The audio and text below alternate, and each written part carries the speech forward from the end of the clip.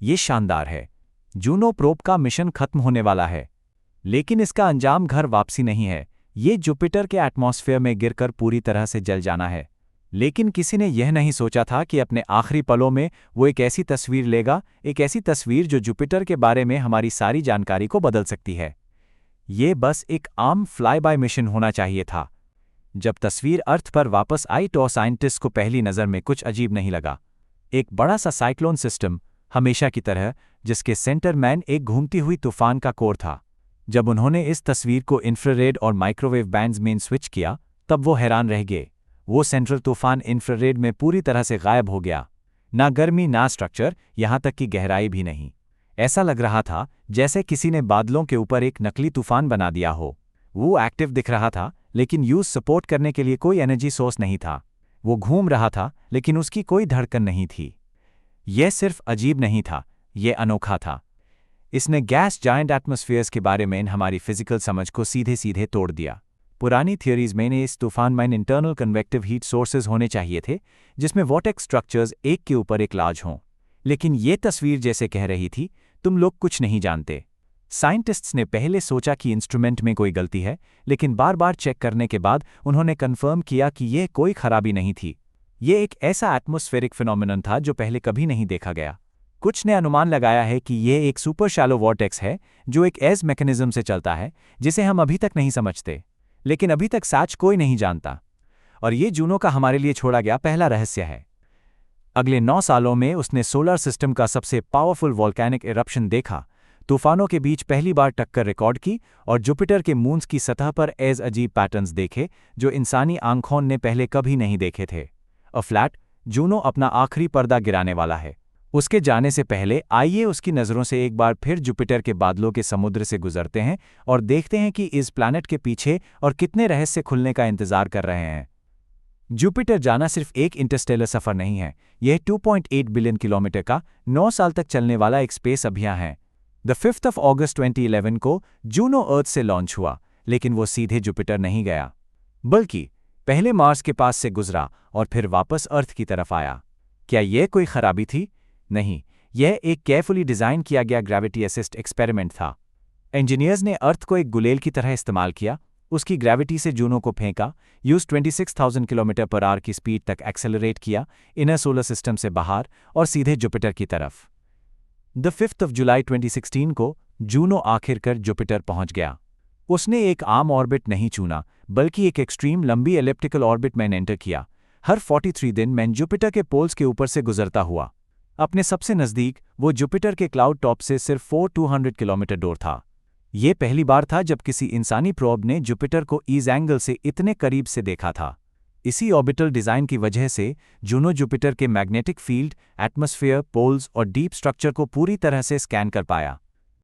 इन 9 सालों में उसने न सिर्फ जुपिटर के मून आयो पर एक सुपर वॉल्केनिक इरप्शन देखा, बल्कि तूफानों के बीच पहली बार टक्कर भी रिकॉर्ड की और मून की सतह पर अनोखे रहस्यमयी पैटर्न्स कैप्चर किए। लेकिन जिस चीज़ ने हमारी समझ को सच में उलट पुलट कर दिया, वो मिशन के अंत में भेजा गया एक डाटा सेट था। लेटेस्ट फ्लाईबाइज में जूनो ने जो इमेजेस और ग्रेविटी रीडिंग्स भेजी, उसने बेट साइंटिस्ट्स को भी चुप करा दिया। पता चला कि जो रंग बिरंगी पत्तियां हम देखते हैं, वो सिर्फ सतह की एक परत नहीं है, वो 3000 किलोमीटर गहरी एटमॉस्फेरिक बेल्ट्स हैं। हाँ, ये अर्थ के सबसे गहरे समुद्र के गड्ढे से लगभग 270 गुना ज़्यादा गहरा है। इससे पता चलता है कि जुपिटर का एटमॉस्फेयर सिर्फ बदल नहीं है, ये एक गहरा सिस्टम है जिसमें स्ट्रक्चर और एनर्जी साइकिल्स हैं। पूरे सोलर सिस्टम में इसके जैसा कोई दूसरा प्लैनेट नहीं है। और इन हवा की पत्तियों के बीच वो मशहूर तूफान है। वो पूरी अर्थ को निगल सकते हैं, वो प्रोब्स को तोड़ सकते हैं, लेकिन किसी न किसी तरह वो सदियों से स्थिर होकर घूम रहे हैं। और भी हैरान करने वाली बात, 29 नवंबर 2021 के एक close fly by man Juno Jupiter के बादलों के ऊपर से लगभग सरक कर गुजरा और एक कमाल की फोटो ली। तस्वीर में तूफानों के ऊपर चमकते हुए बदल के गुंबाद दिख रहे थे और उनकी परछाई ने दुनिया को एक 3 डायमेंशनल गहराई का एहसास दिलाया। तस्वीर में वो छोटे छोटे सफ़ेद बिंदु, हर एक शहर जितना बड़ा है। ये पहली बार था जब इंसानियत ने जुपिटर को इतनी रेजोल्यूशन से देखा था। हमने पाया कि तूफानों का मिलन केओस नहीं, बल्कि एक ऊंचा ऑर्डर है। वो टकराते हैं, स्पाइरल होते हैं और सैकड़ों किलोमीटर गहरे साइक्लोन्स बनाते हैं, जिससे एक चकाचौंध कर देने वाला वॉर्टेक्स का जंगल बनता है। और जो बदल बाहर निकलते हैं, वो फाउंटेन्स की तरह ऊपर एटमॉस्फेयर में जाते हैं, 30 से 40 किलोमीटर चौड़े, लेकिन फिर भी यह मामूली तूफान ही है। हर डिटेल से ये प्लैनेट हमें एक ही बात कह रहा है, एक ऐसी दुनिया में स्वागत है जहां अर्थ के नियम लागू नहीं होते। असली स्केल का दानव फिल्मों में नहीं है, वो जुपिटर पर लटका हुआ है। उसका नाम है ग्रेट रेड स्पॉट। ये एक ऐसी सुपरस्टॉर्म है जो मर्करी और मार्स को निगल सकती है, जिसका डायमीटर 16,000 किलोमीटर से ज्यादा है। अपने 7वें ऑर्बिटल फ्लाईबाय मैन जूनो इसके ऊपर से गुजरा और इसका असली चेहरा कैप्चर किया। ये अब टेक्स्ट बुक का डायग्राम नहीं था, बल्कि एक असली घूमता हुआ दानव था जो सदियों से एक प्लैनेट पर मौजूद है। और यह जुपिटर पर अकेली डरावनी चीज नहीं है। प्लैनेट के हर चक्कर ने उसकी पागलपन की एक और गहरी परत खोली है, जैसे कि उसका साउथ पोल। ऐसा लगता है जैसे उस किसी अजीब ऑर्डरली फोर्स ने सजाया हो। 50,000 किलोमीटर की ऊंचाई से देखने पर कई बेड एलिप्टिकल वोर्टिसेस सेंटर के चारों तरफ स्थिर रूप से साजे हुए हैं। हर एक का डायमीटर 600 किलोमीटर से ज्यादा है, जैसे एक दानव की आंखें पूरे प्लैनेट को घूर रही हों। लेकिन जूनो का मिशन यहीं तक सीमित नहीं था। उसका एक और फोकस जुपिटर के आसपास घूमने वाले मून्स के ग्रुप पर था। उनमें सबसे जंगली है आयो। यह हमारे चांद के साइज का एक वर्ल्ड है, लेकिन इसमें 400 से ज्यादा वॉल्केनोज हैं। लावा 300 किलोमीटर ऊंचा उछलता है, जैसे मैग्मा के फव्वारे छाट तोड़कर निकल रहे हों। बैकग्राउंड में जुपिटर का बड़ा साया है और फोरग्राउंड में एक ऐसी उफाक है जहां लगातार आग लगी हुई है। ये कल्पना नहीं है, ये वो हकीकत है जो जूनो ने कैप्चर की है। आयो इतना बेचैन क्यों है?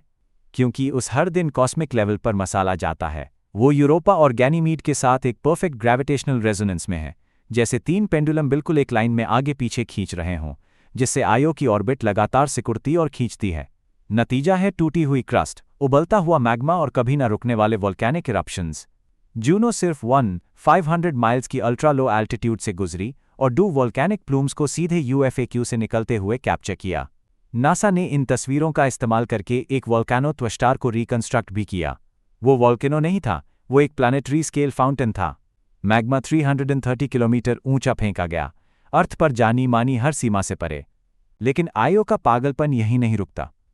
2023 में जूनो ने आयो के नंशन माउंटेन एरिया की नई तस्वीरें ली। 24 साल पुरानी गैलीलियो प्रोब की तस्वीरों से कंपेयर करने पर पूरा पहाड़ टूट चुका है और लावा बह रहा है। ये कोई जियोलॉजिकल अवशेष नहीं है, ये एक आग का गोला है जो खुद को तोड़ रहा है। इंफ्रारेड स्पेक्ट्रोमीटर JIRAM ने सब कुछ रिकॉर्ड किया। साइंटिस्ट्स ने आयो का पहला वोल्केनिक हीट मैप बनाया है। हर चमकता हुआ बिंदु एक एक्टिव इरप्टिंग वोल्केनो है। सबसे हैरान करने वाला एक वोल्केनिक कैल्डेरा है जिसका नाम लोकी पटेरा है। 200 किलोमीटर डायमीटर का, डायनासोर्स को खत्म करने वाले क्रेटर से भी बड़ा। पूरा वोल्केनिक लेक एक पतली क्रस्ट से ढका हुआ है, जिसमें आइलैंड्स हैं और नीचे लावा बह रहा है। और उसकी सतह शीशे जैसी चिकनी है, जैसे नरक में एक बड़ा सा कांच का लेक। ये कोई बढ़ावा नहीं है, ये साइंटिस्ट के अपने लफ्ज़ हैं। आग और बर्फ के इस टॉड फोर में ये एक अजीब सी परफेक्शन दिखाता है। लेकिन सबसे अजीब तो अभी आना बाकी था। जूनो ने एक अजीब पहाड़ भी खोजा जिसका नाम स्टीपल माउंटेन है। डूक्लोज फ्लाईबाइज के बाद उसका असली रूप सामने आया। ये एक वोल्केनिक रॉक से बनी गॉथिक कैथीड्रल जैसा लगता है जो आयो के केओटिक लैंडस्केप को चीरता है। ये 7.2 किलोमीटर ऊंचा है। अगर आप उसकी छोटी से कूदेंगे तो आयो की कमजोर ग्रेविटी में आप लगभग 90 सेकंड्स तक गिरेंगे। अर्थ पर यह एक आपदा है, आयो पर यह एक नज़ारा है। आयो शायद पूरे सोलर सिस्टम में स्टडी करने के लिए सबसे लायक मून है। इसलिए नहीं कि वो खूबसूरत है, बल्कि इसलिए कि वो पागल है। ये एक नेचुरल लैबोरेटरी जैसा है जो यूनिवर्स ने साइंटिस्ट्स के लिए छोड़ दिया है, अपनी हाई क्रस्ट, ग्रेविटी और वॉल्केनोज से सारी प्लैनेटरी फिजिक्स को सामने रखते हुए। पिछले कुछ दशकों से हमारी समझ सिर्फ सिमुलेशंस और अनुमानों पर आधारित थी। जब जूनो पास पहुंची तभी सब कुछ असली लगने लगा। यह इत्तेफाक से नहीं हुआ, बल्कि 2 एज इंस्ट्रूमेंट्स की वजह से हुआ जो असल में किसी और काम के लिए थे। एक था माइक्रोवेव रेडियोमीटर MWR, जो जुपिटर के एटमॉस्फेयर को स्टडी करने के लिए था, और दूसरा था इंफ्रारेड स्पेक्ट्रोमीटर JIRAM। वो आयो के लिए डिज़ाइन नहीं किए गए थे, लेकिन इंजीनियर्स ने इन 2 आंखों को उसकी क्रस्ट की तरफ मोड़ दिया, जैसे एक मेडिकल CT स्कैनर से एक प्लैनेट की हड्डियों और नसों को स्कैन कर रहे हों। नतीजे हैरान करने वाले। द आयो की क्रस्ट के नीचे अभी भी बहता हुआ मैग्मा है। लगभग 10% सतह के नीचे धीरे धीरे ठंडा हो रहा लावा है। यानी आयो एक प्लैनेटरी स्केल इंजन जैसा है। उसकी सतह लगातार नई बन रही है, जबकि अंदर हमेशा उबल रहा है। Volcanic magma pipes, thermal circulation, पूरा मून एक ऐसा बड़ा रेडिएटर है जो कभी बैंड नहीं होता। वो लगातार अपनी अंदर की गर्मी को यूनिवर्स में छोड़ता है, जैसे एक स्पेस रेस कार जो वैक्यूम में लगातार धुआं छोड़ रही हो। लेकिन ये भी सबसे पागलपन वाला हिस्सा नहीं है। दिसंबर 2024 आयोमाइन अब तक का सबसे बड़ा इरप्शन हुआ। पूरे 3 महीनों तक वोल्केनिक प्लूम 65,000 स्क्वायर किलोमीटर से ज़्यादा के एरिया में फैल गया, यानी पूरा जापान लावा में डूब गया। जो एनर्जी रिलीज हुई वो 140 to 260 टेरावाट्स थी। इस नंबर को समझने के लिए इंसानियत के सारे पावर प्लांट्स की टोटल पावर आउटपुट मिलाकर भी इसका 10वां हिस्सा नहीं है। ये कोई जियोलॉजिकल इवेंट नहीं था, ये एक प्लानिटरी एनर्जी की बात थी। नासा के साइंटिस्ट्स अब जूनो के अगले फ्लाईबाय का इंतजार कर रहे हैं। वो फिर से आयो के पास जाएगी, सबसे नज़दीक 80,000 किलोमीटर से भी कम दो, जैसे एक प्लैनेट की धड़कन सुनने के लिए कि क्या वो फिर से अपनी पूरी क्रस्ट के गुस्से से फट पड़ेगा। और आयो के इस वॉल्केनिक बिल के साथ ही जूनो ने जुपिटर से एक और झटका दिया। हमें पहले से पता था कि जुपिटर का मैग्नेटिक फील्ड स्ट्रांग है, लेकिन हमें ये नहीं पता था कि वो कितना अजीब है। जूनो ने मापा कि कुछ इलाकों में जुपिटर का मैग्नेटिक फील्ड अर्थ से 30 गुना ज़्यादा स्ट्रांग है। ये सिर्फ कंपास की सुई के हिलने की बात नहीं है, ये एक प्रोब के हर इंस्ट्रूमेंट के अलार्म बजाने की बात है। तो इसका मैग्नेटिक फील्ड आता कहाँ से है? जवाब है जुपिटर के अंदर लिक्विड मेटालिक हाइड्रोजन। ये एक अजीब पदार्थ है जो सिर्फ बेहद हाई प्रेशर में बनता है। ये लिक्विड भी है और मेटल भी। ये बह सकता है और इलेक्ट्रिसिटी कंडक्ट कर सकता है। जुपिटर के अंदर इस बहते हुए मेटालिक कोर की वजह से वो पूरे सोलर सिस्टम का सबसे स्ट्रॉन्ग मैग्नेटिक फील्ड सिस्टम बनाता है। लेकिन जूनो के MWR इंस्ट्रूमेंट ने एक अहम डिटेल खोजी। ये मेटालिक हाइड्रोजन जुपिटर के कोर में गहरा नहीं है, उसकी शुरुआती परत सतह के बहुत करीब है। इसका मतलब है कि हमारा ये पुराना विश्वास कि जुपिटर का एक सॉलिड कोर है और एक साफ लेयर्ड इंटरनल स्ट्रक्चर शायद बिल्कुल गलत है। यह सिर्फ एक सिंपल प्लैनेट नहीं है, यह एक बड़ा ना समझा गया रिएक्टर जैसा है जिसमें प्लैनेट की हमारी डेफिनेशन की कमियां और घमंड छिपे हैं। जूनो ने सिर्फ पुरानी थियरीज को वेरीफाई नहीं किया, उसने 30 साल पुराने दाता के रहस्य को पूरी तरह से फाड़ दिया। 1995 में गैलीलियो प्रोब जुपिटर के एटमॉस्फेयर में उतरा और उसने ऊपरी परत को अजीब तरह से सूखा पाया, जिसमें उम्मीद से सिर्फ 10वां हिस्सा नमी थी। उस वक्त साइंटिस्ट्स ने सोचा कि यह इत्तेफाक है कि प्रोब शायद एक सूखे हॉटस्पॉट में गिर गया हो। लेकिन अब हम जानते हैं कि वो इत्तेफाक नहीं था, वो एक छिपा हुआ मैकेनिज्म था जो जूनो ने उसी इलाके में खोजा। उसने पाया कि इक्वेटोरियल जोन में हल्की बिजली पानी और अमोनिया को मिलाकर ओले बनाती है। ये ओले जैसे गैस बॉम्ब्स पानी और अमोनिया को गहरी एटमॉस्फेयर में ले जाते हैं, जिससे ऊपरी परत सूखी हो जाती है और एक गलत धारणा पैदा होती है। तो 30 साल पुराना वो रहस्य कभी गलत नहीं था, बस हम उस वक्त इस प्लैनेट को ठीक से नहीं समझते थे। साइंस का सबसे दिलचस्प हिस्सा जवाब नहीं, बल्कि वो पाल हैं जब वो आपको गलत साबित करती है। और जूनो का हर करीबी गुजारना हमें याद दिलाता है कि जुपिटर हमारी सोच से कहीं ज़्यादा गहरा, गर्म और अतार्किक है। भले ही जूनो का मिशन अपने अंत के करीब है, वो अभी भी जुपिटर के रहस्यों को खोल रहा है। 29 अप्रैल 2025 को नासा ने जुपिटर के साउथ पोले के बारे में नया डाटा जारी किया, वो पोलर साइक्लोन्स जो बिल्कुल घड़ी की तरह स्थिर रहते हैं। इस बार तस्वीर में 8 बार एटमॉस्फेरिक वॉर्टिसेस एक सेंट्रल वॉर्टेक्स के चारों तरफ हैं, बिल्कुल एक लाइन में, जैसे किसी रहस्यमयी कोर के आसपास कोई अनुष्ठान हो रहा हो।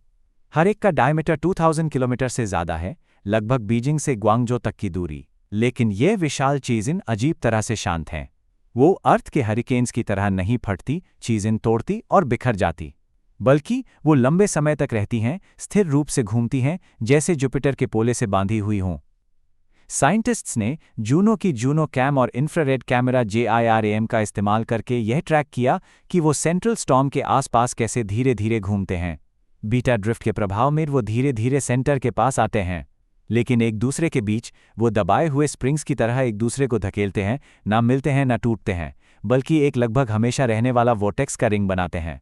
ऐसा स्ट्रक्चर अर्थ पर नहीं है, लेकिन जुपिटर पर यह आम बात है। जूनो ने हमें पहली बार ये साफ दिखाया कि इस गैस जायंट पर मौसम केओस नहीं, बल्कि एक ऐसा ऑर्डर है जिसे हम अभी तक नहीं समझते। सितंबर 2025 में जूनो अपनी 77th और आखिरी ऑर्बिट पूरी करेगी और उस जुपिटर के एटमॉस्फेयर में गिरने के लिए गाइड किया जाएगा, जहां वो जल जाएगी अपनी आखिरी मिशन पूरी करते हुए। 9 साल 77 ऑर्बिट्स तूफानों के बीच अनेकों एडवेंचर्स। उसने सिर्फ फोटोज और डाटा ही नहीं लाए, बल्कि एक लगातार बढ़ती हुई सवालों की लिस्ट भी। हम सोचते थे कि वो हमें जवाब देगी, लेकिन उसने पीछे एक और भी बड़ा अनजान छोड़ दिया है।